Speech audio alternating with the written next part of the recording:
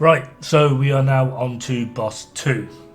Boss 2 is probably, I don't want to say it's hard, but it's the most strenuous part of you being the healer. Pretty much the entirety of the Iron Horse raid, if you are playing healer, is you just do normal healer stuff. If you're playing healer on boss 2, there is a mechanic, there are things you have to do, and you're on your own. You are also the linchpin for the entire team.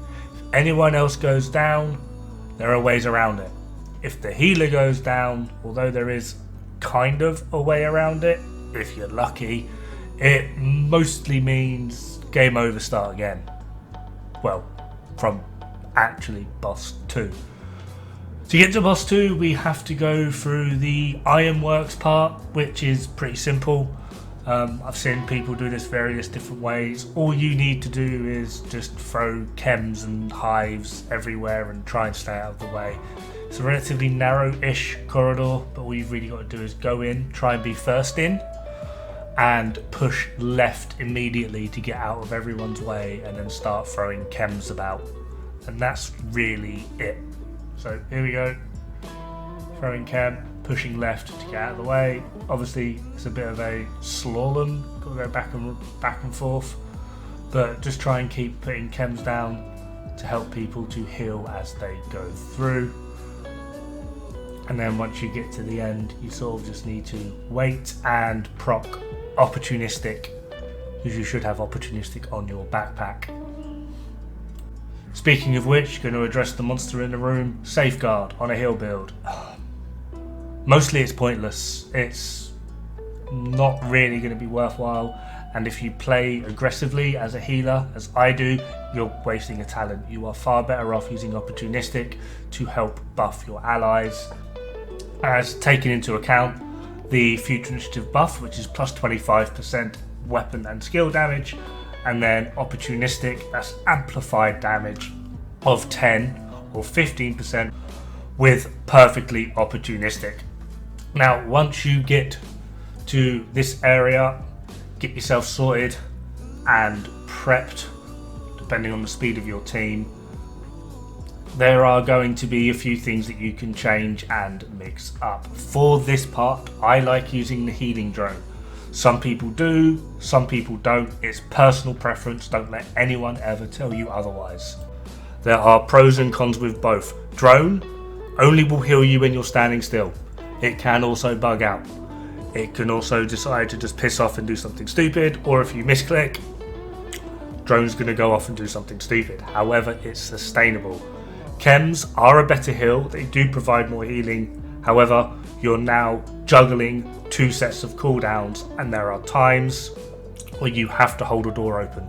If you close the door to put another chem down, it's not necessarily going to screw over your entire team, but it can mess up buffs, application of damage, Achilles pulses, and it just generally, it's not the biggest deal in the world, but it's just going to waste time.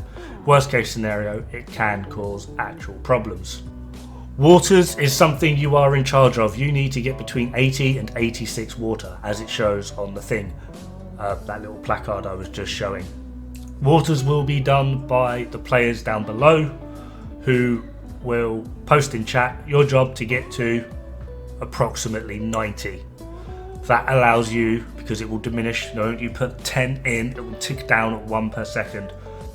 So if you try and add it up to 90, that gives you enough time to send the water, as well as for other people to start pressing buttons and doing what they need to do.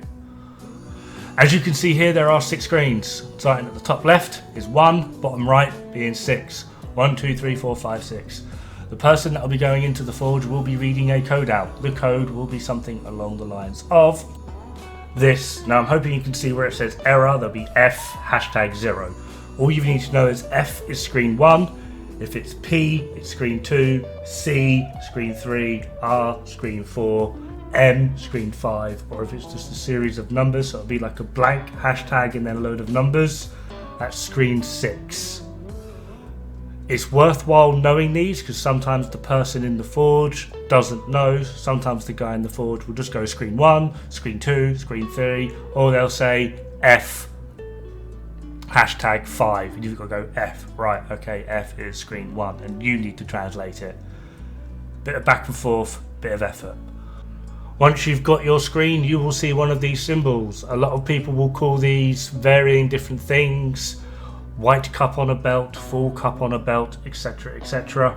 We literally just say full belt, empty belt. We don't say arrow, we say moving.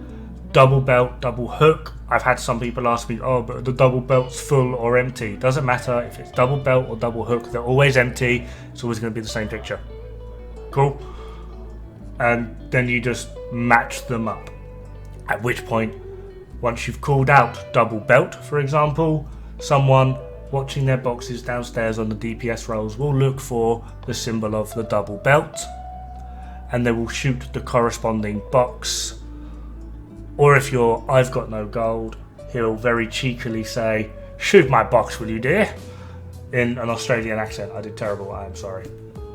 You will do this 5 times. 1 to spawn the cast iron pot thing that goes down into the lava, if you care. And then you will do 1 per 25%, which is dictated by that large number in the middle screen you see there.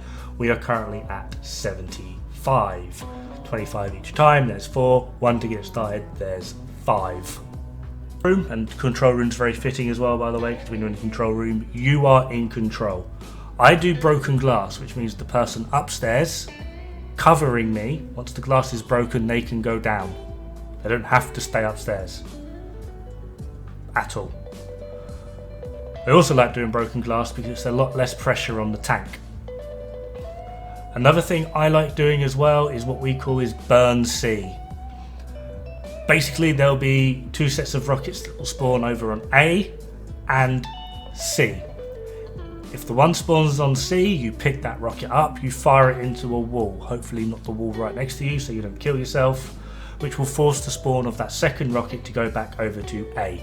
The reason I am doing this is twofold. It means it's easier for me, because everything works off of the A door, which is the button I'm pressing here. It also means it's a lot easier for everyone to realise what's going on, and there's a lot less panicking. Oh, who's firing a rocket? What doors are being opened first? What's going on? Blah de blah de blah de blah de blah. You need to be in control of this. The rockets will be fired at the turret at the back of the room when the alarm sounds.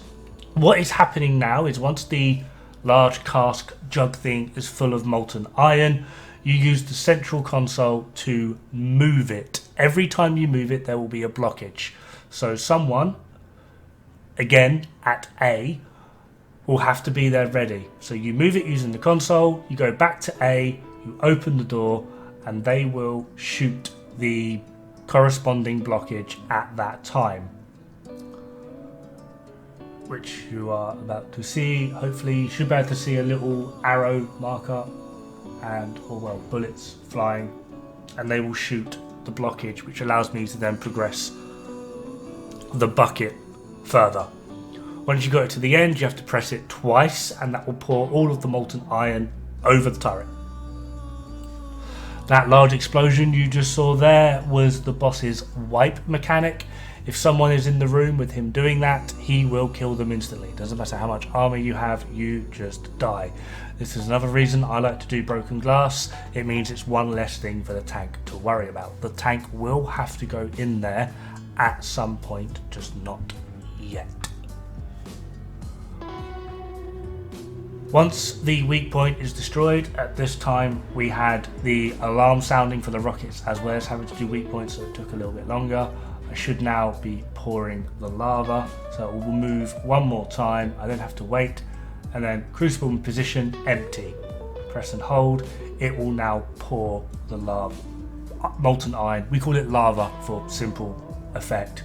It's molten iron, we just call it lava. At this point you now need to move over to water. Remember, you have to get between 80 and 86. That is when you compress it.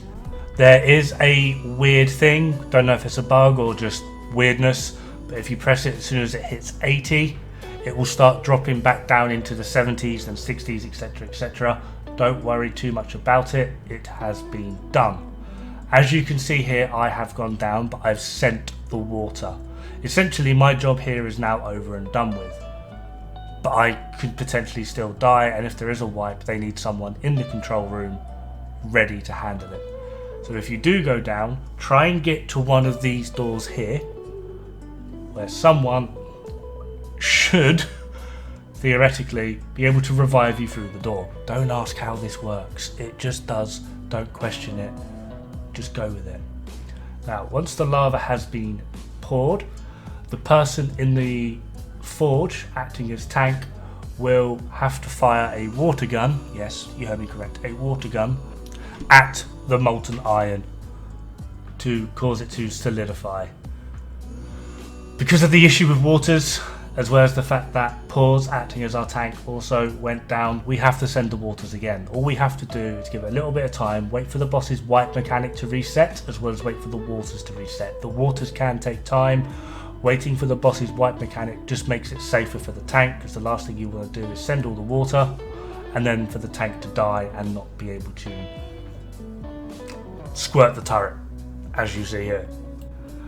As soon as this happens, if my comms were on the game, you would literally hear me go, everyone B, everyone B, everyone B, get to fucking B, B now, B, hurry up, B, B.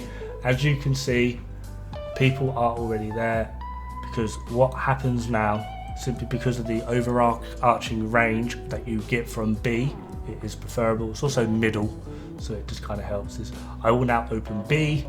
And this is the part where using chems can potentially screw you up, because all I do now is just hold the door open. I am literally Hodor. I hold the door. And I just sit here, and I have to survive. One thing that is particularly useful, depending on when you want to do it, I typically do it between 4 or 2 armor bars left. I will overcharge to give my team some of them will typically be running Achilles. It just helps give them a bit more damage. And then once the boss has been killed, I can let go, and I am free from the burning sensations and probably have to see a doctor. And that pretty much is boss 2. All you need to do at this point is clear out the ads, save a few people, give someone a cuddle, and just remind yourself that for at least 10 minutes in this game, you were the hottest person ever. A bad joke with me, yeah, I'm sorry. I'll be over here if you need me. Once the area has been secured, you can go pick up your lovely, lovely loot, which is what we're all here for, right? Just remember, try and stick to the metal grates. Doesn't happen all the time, but 60% of the time it works every time. If you walk across the coals, sometimes it will just outright kill you. Sometimes you do not have a choice and you have to go on the coals anyway. It's just one of those things. Anyway, I'm hoping this has been informative. As the healer, this is like the most strenuous thing you will do. It helps if you're loud and obnoxious just like me. So people need to hear you and take control. It's called control for a reason. Anyway, that's boss 2. Have fun, good luck, don't die. See you soon for boss 3.